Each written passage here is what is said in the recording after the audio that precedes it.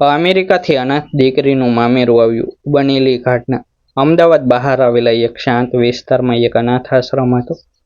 દિવસ દરમિયાન ત્યાં બાળકોના હાસ્યના અવાજો ગૂંજતા.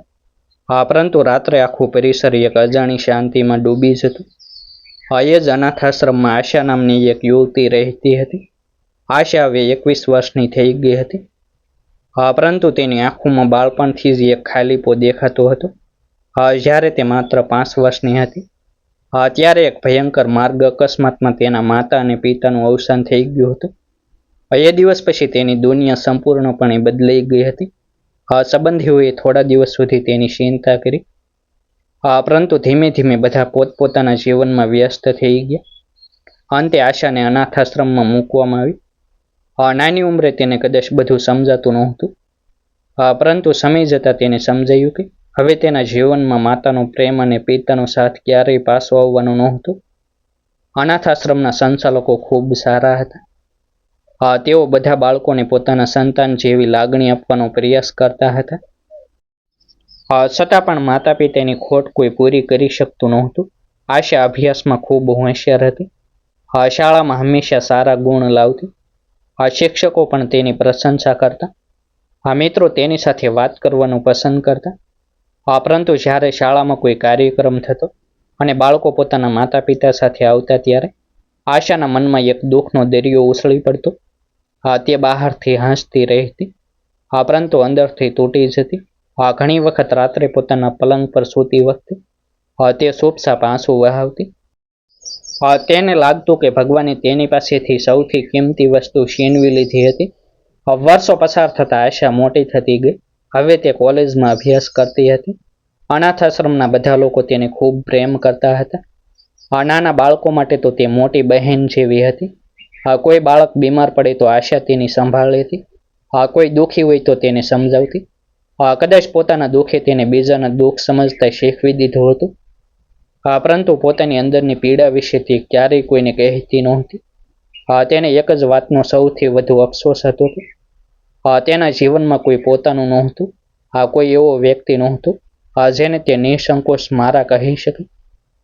સમાજના લોકો પણ ક્યારેક અનાથ આશ્રમમાં મદદ કરવા આવતા. કોઈ કપડાં આપતું, કોઈ મીઠાઈ લાવતું. પરંતુ ઘણી વખત આશાને લોકોની આંખોમાં દયા દેખાતી. તેને દાન કે સહાનુભૂતિથી વાંધો નહોતો. પરંતુ જ્યારે લોકો તેને બિચારી સમજીને જોતા ત્યારે તેનું હૃદય દુઃખી થઈ જતું. તેને દયા નહીં પરંતુ સંબંધોની ગરમી જોઈએ હતી.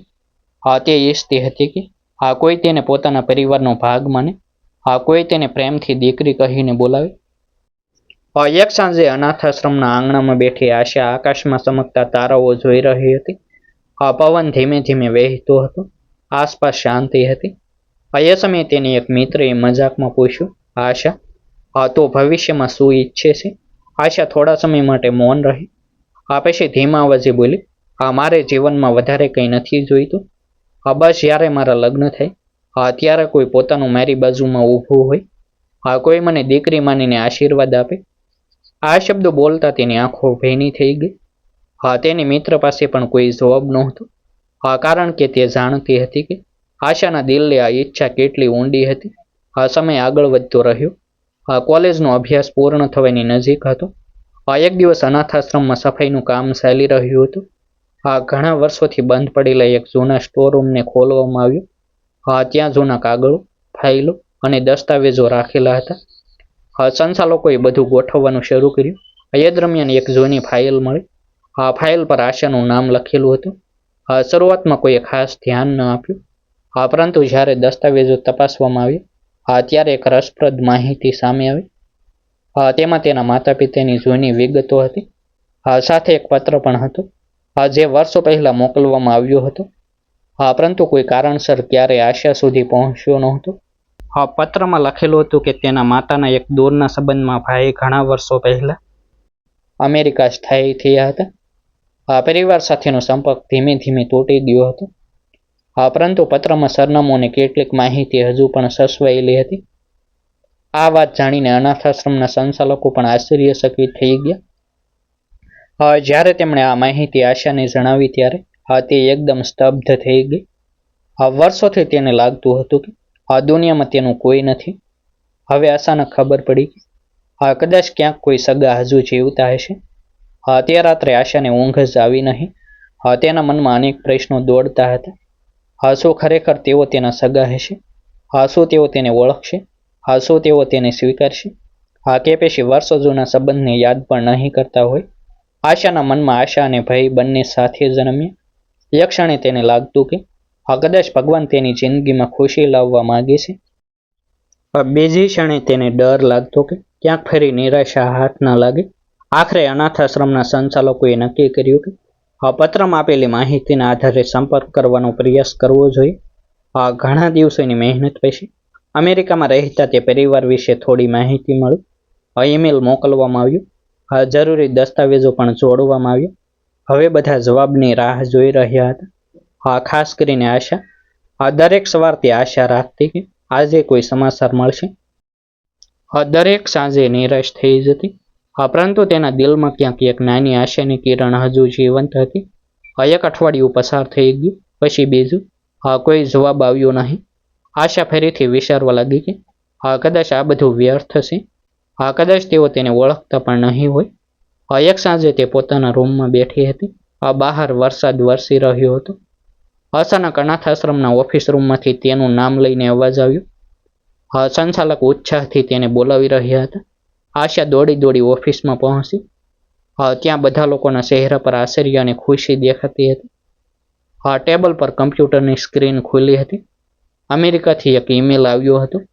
માત્ર ઈમેલ જ નહીં, પરંતુ સાથે એક સંદેશ પણ હતો. તેમાં લખેલું હતું, અમે આશા વિશે જાણીને ખૂબ ભાવુક થઈ ગયા છીએ. કૃપા કરીને અમારો સંપર્ક કરો. અમારે તેની સાથે વાત કરવી છે. આ શબ્દો વાંચતા જ આશાના હાથ કંપી ઉઠ્યા. તેની આંખોમાં આંસુ આવી ગયા. વર્ષો પછી પહેલીવાર તેને લાગ્યું કે કદાચ દુનિયામાં ખરેખર કોઈ તેના પોતાના છે. પરંતુ હજુ સૌથી મોટો પ્રશ્ન બાકી હતો. આ લોકો ખરેખર કોણ હતા? અને જ્યારે તેઓ આશા સાથે વાત કરશે, ત્યારે શું થશે? એ જ સમયે ઓફિસના ફોનની ઘંટડી વાગી. સંચાલકે ફોન ઉપાડ્યો. થોડા ક્ષણ પછી તેમણે આશા તરફ જોયું અને કહ્યું, આશા, ફોન અમેરિકા પરથી છે. તેઓ તારી સાથે વાત કરવા માંગે છે. આશાનું હૃદય જોરથી ધબકવા લાગ્યું. તેના જીવનનો કદાચ સૌથી મહત્વનો ક્ષણ તેની સામે ઊભો હતો. અમેરિકાથી આવેલો ફોન આશાના જીવનનો સૌથી યાદગાર ક્ષણ બની ગયો. તેના હાથ કંપી રહ્યા હતા. આંખોમાં ઉત્સુકતા હતી. દિલમાં ડર પણ હતો. અનાથ આશ્રમના સંચાલકે ફોન તેની તરફ આગળ કર્યો. આશાએ ધીમેથી ફોન કાન પાસે મૂક્યો. સામે તરફથી એક લાગણીભર્યો અવાજ સંભળાયો, હેલો આશા બેટા. આ શબ્દો સાંભળતા જ આશા થોડી ક્ષણ માટે મૌન થઈ ગઈ. વર્ષો પછી પહેલીવાર કોઈએ તેને એટલા પ્રેમથી બેટા કહીને બોલાવ્યો હતો. સામે વાત કરનાર વ્યક્તિનું નામ મનોજભાઈ હતું. તેઓ અમેરિકાના ન્યૂજર્સી શહેરમાં રહેતા હતા. તેઓ આશાની સ્વર્ગસ્થ માતાના દૂરના સંબંધમાં ભાઈ હતા. ફોન પર વાત કરતા કરતા તેમનો અવાજ પણ ભરાઈ ગયો. તેમણે કહ્યું કે ઘણા વર્ષો પહેલા પરિવાર સાથેનો સંપર્ક તૂટી ગયો હતો. પછી જીવનની દોડધામમાં બધું પાછળ રહી ગયું. પરંતુ જ્યારે તેમને આશા વિશે ખબર પડી ત્યારે તેઓ આખી રાત ઊંઘી શક્યા નહોતા. આશા ધીમે ધીમે તેમની સાથે વાત કરવા લાગી. શરૂઆતમાં શબ્દો મળતા નહોતા, પરંતુ થોડા સમય પછી તેના દિલની લાગણીઓ બહાર આવવા લાગી. મનોજભાઈએ તેને પોતાના પરિવાર વિશે જણાવ્યું. તેમની પત્ની મીનાબેન હતી. એક દીકરો અને એક દીકરી પણ હતા. બધાએ આશા વિશે સાંભળ્યું હતું અને બધા તેની સાથે વાત કરવા આતુર હતા. એ દિવસની વાતચીત લગભગ 1 કલાક સુધી ચાલી. ફોન પૂરો થયો ત્યારે આશાની આંખોમાં આંસુ હતા. પરંતુ આ આંસુ દુઃખના નહોતા. આ આંસુ વર્ષો પછી મળેલી લાગણીના હતા. થોડા દિવસ પછી વિડીયો કોલનું આયોજન કરવામાં આવ્યું. અનાથ આશ્રમના બધા બાળકો પણ ઉત્સાહિત હતા. નક્કી કરેલા સમયે કમ્પ્યુટર સ્ક્રીન પર અમેરિકામાં બેઠેલો પરિવાર દેખાયો. મનોજભાઈ, મીનાબેન અને તેમના બાળકો સ્મિત સાથે બેઠા હતા. આશા સ્ક્રીન સામે બેઠી હતી. તેના ચહેરા પર શરમ અને ખુશી બંને દેખાતા હતા. મીનાબેને પ્રેમથી કહ્યું, આશા દીકરી, આજે પહેલીવાર તને જોઈ રહ્યા છીએ. એવું લાગે છે કે વર્ષોથી તારી રાહ જોઈ રહ્યા હતા. આ શબ્દો સાંભળતા આશાનું દિલ ભરાઈ આવ્યું. થોડા સમય પછી તેણે ધીમા અવાજે કહ્યું, મામા. બસ આ એક શબ્દ સાંભળીને મનોજભાઈની આંખો ભીની થઈ ગઈ. મીનાબેન પણ રડી પડ્યા. સ્ક્રીનની બંને બાજુ લાગણીઓનો દરિયો વહેવા લાગ્યો. આ વિડીયો કોલ પછી સંબંધો ઝડપથી મજબૂત બનવા લાગ્યા. લગભગ દર અઠવાડિયે વાત થવા લાગી. આશા હવે પહેલા જેવી એકલી લાગતી નહોતી. તેને લાગવા લાગ્યું કે ભગવાને તેના જીવનમાં ફરીથી સંબંધોની ભેટ મોકલી છે. મનોજભાઈ અને તેમનો પરિવાર પણ આશાને પોતાની દીકરી સમજીને પ્રેમ આપવા લાગ્યો. તેઓ તેના ભણતર વિશે પૂછતા, તેની પસંદ નાપસંદ વિશે વાત કરતા. ક્યારેક કલાકો સુધી વાતો ચાલતી. અનાથ આશ્રમના સંચાલકો પણ આ બધું જોઈને ખુશ થતા. આ દરમિયાન આશાનું કોલેજનું શિક્ષણ પૂર્ણ થયું. તે એક ખાનગી કંપનીમાં નોકરી કરવા લાગી. મહેનત અને સારા સ્વભાવને કારણે તે બધાની પ્રિય બની ગઈ. થોડા મહિનાઓ પછી તેના માટે લગ્નનો પ્રસ્તાવ આવ્યો. યુવકનું નામ દર્શન હતું. તે શિક્ષિત અને સંસ્કારી પરિવારનો હતો. જ્યારે બંને પરિવારો મળ્યા ત્યારે બધું સારું લાગ્યું. આશા અને દર્શન વચ્ચે પણ વાતચીત થઈ. બંને એકબીજાને સમજવાનો પ્રયાસ કર્યો. થોડા સમય પછી બંને પરિવારે લગ્ન માટે સંમતિ આપી. આ સમાચાર સૌથી પહેલા અમેરિકામાં મનોજભાઈને જણાવવામાં આવ્યા. સમાચાર સાંભળતા જ આખો પરિવાર ખુશ થઈ ગયો. મીનાબેને તરત જ કહ્યું, આશા મારી દીકરી જેવી છે. તેના લગ્નમાં મારી સંપૂર્ણ જવાબદારી રહી છે. મનોજભાઈએ પણ એ જ નિર્ણય લીધો. તેમણે કહ્યું કે આશાના લગ્નમાં કોઈ કમી રહેવી જોઈએ નહીં. ભલે તેઓ હજારો કિલોમીટર દૂર હોય, પરંતુ દરેક તૈયારીમાં તેમનો સહભાગ રહેશે. થોડા દિવસોમાં અમેરિકાથી મોટી મદદ આવવા લાગી. મનોજભાઈએ લગ્ન માટે જરૂરી ખર્ચ મોકલ્યો. સાથે ખાસ ભેટો પણ મોકલાવી. સુંદર સાડીઓ, પરંપરાગત કપડાં, ઘર માટેની વસ્તુઓ, આશા માટે ખાસ બનાવડાવેલી જ્વેલરી. જ્યારે આ બધું અનાથ આશ્રમમાં પહોંચ્યું ત્યારે ત્યાંના બધા લોકો આશ્ચર્યમાં પડી ગયા. આશાએ જ્યારે બોક્સ ખોલ્યા ત્યારે તેની આંખોમાં વિશ્વાસ નહોતો આવતો. વર્ષો પહેલા જે દીકરીને પોતાનું કોઈ નહોતું એવું લાગતું હતું, આજે તેના માટે દૂર અમેરિકા બેઠેલા લોકો આટલો પ્રેમ વરસાવી રહ્યા હતા. ધીમે ધીમે આ વાત આખા વિસ્તારમાં ફેલાઈ ગઈ.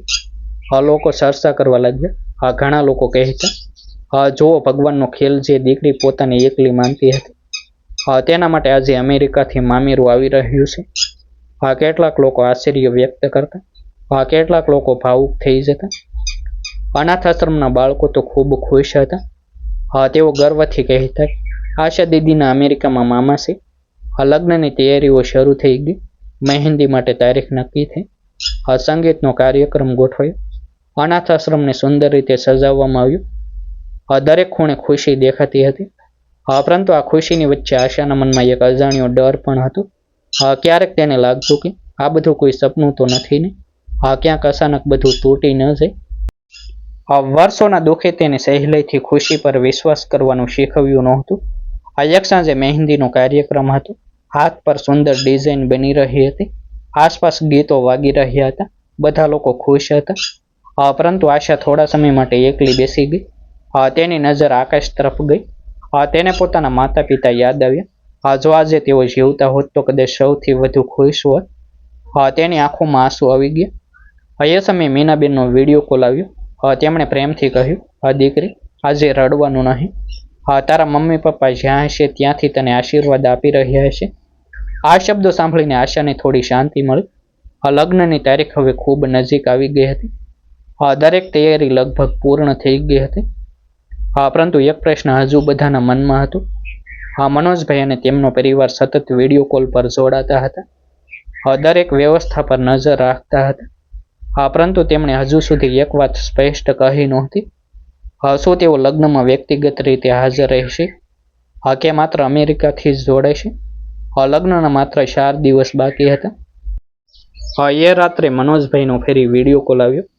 તેમના ચહેરા પર એક રહસ્યમય સ્મિત હતું. તેમણે કહ્યું, આશા દીકરી, અમારી તરફથી તારા માટે એક ખાસ સરપ્રાઈઝ છે.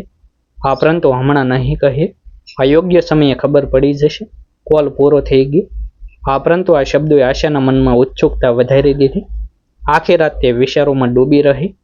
શું સરપ્રાઈઝ હશે? શું ખરેખર તેના મામા અમેરિકા પરથી આવશે? કે પછી કંઈ બીજું? આ પ્રશ્નોનો જવાબ હવે લગ્નના દિવસે જ મળવાનો હતો. લગ્નનો દિવસ આખરે આવી પહોંચ્યો. સવારથી સમગ્ર વાતાવરણ ખુશી અને ઉત્સાહથી ભરાઈ ગયું હતું. મંડપને સુંદર ફૂલોથી સજાવવામાં આવ્યો હતો. મહેમાનો ધીમે ધીમે આવવા લાગ્યા હતા.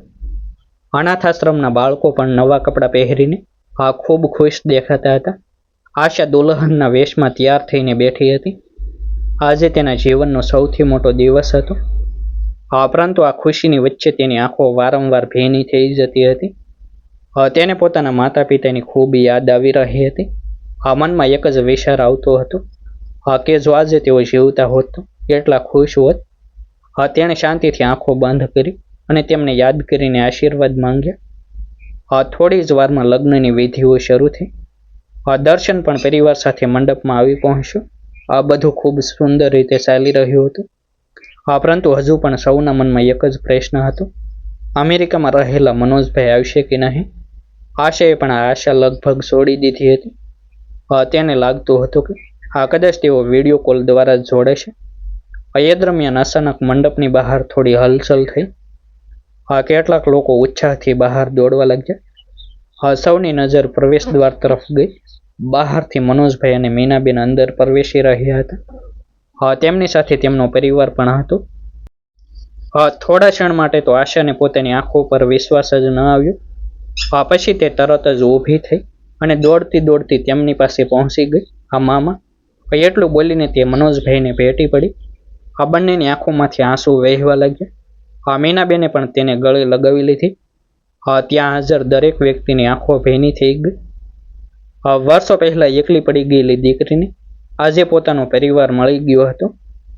ત્યારબાદ મામેરાની વિધિ શરૂ થઈ. મનોજભાઈએ પ્રેમથી આશાના માથા પર હાથ ફેરવ્યો. તેને આશીર્વાદ આપ્યા, ભેટો આપી. પરંતુ સૌથી મોટી ભેટ તો તેમનો પ્રેમ અને સ્વીકાર હતો. આશાને આજે પહેલી વાર એવું લાગ્યું કે તે ખરેખર એકલી નથી. તેની પાછળ પણ પોતાનું કહેવા જેવો પરિવાર છે. લગ્નની બધી વિધિઓ આનંદ અને લાગણી સાથે પૂર્ણ થઈ. વિદાયનો સમય આવ્યો ત્યારે આખું વાતાવરણ ફરી ભાવુક બની ગયું. આશા અનાથાશ્રમના સંચાલકો અને બાળકોને ભેટીને રડી પડી. કારણ કે આ સ્થળે તેને જીવનના સૌથી મુશ્કેલ દિવસોમાં આશરો મળ્યો હતો. મનોજભાઈએ તેની પાસે આવીને કહ્યું, દીકરી, આજથી તું ક્યારેય પોતાને અનાથ નહીં કહેતી. તારો પરિવાર હંમેશા તારી સાથે છે. આ શબ્દો સાંભળીને આશાના ચહેરા પર સ્મિત આવી ગયું. આ રીતે આશાના જીવનનો નવો અધ્યાય શરૂ થયો. આ ઘટનાએ સૌને એક સુંદર સંદેશ આપ્યો કે સંબંધો માત્ર લોહીના નથી હોતા. સાચા સંબંધો દિલથી બને છે. જે વ્યક્તિને પ્રેમ અને સ્વીકાર મળે છે તે ક્યારેય અનાથ રહેતી નથી. ડિસ્ક્લેમર: આ સ્ટોરી વાસ્તવિક ઘટનાઓથી પ્રેરિત એક કાલ્પનિક રજૂઆત છે. પાત્રોના નામ, સંવાદો અને કેટલાક પ્રસંગો કલ્પિત છે. તેનો હેતુ માત્ર માનવીય લાગણીઓ, સંબંધો અને સંવેદનાઓને રજૂ કરવાનો છે. કોઈ વ્યક્તિ, પરિવાર અથવા ઘટનાની ભાવનાઓને ઠેસ પહોંચાડવાનો કોઈ ઉદ્દેશ નથી. આભાર. ફરી મળીશું એક નવી સ્ટોરી સાથે. એક પ્યારી સી કોમેન્ટ કરવાનું ભૂલશો નહીં.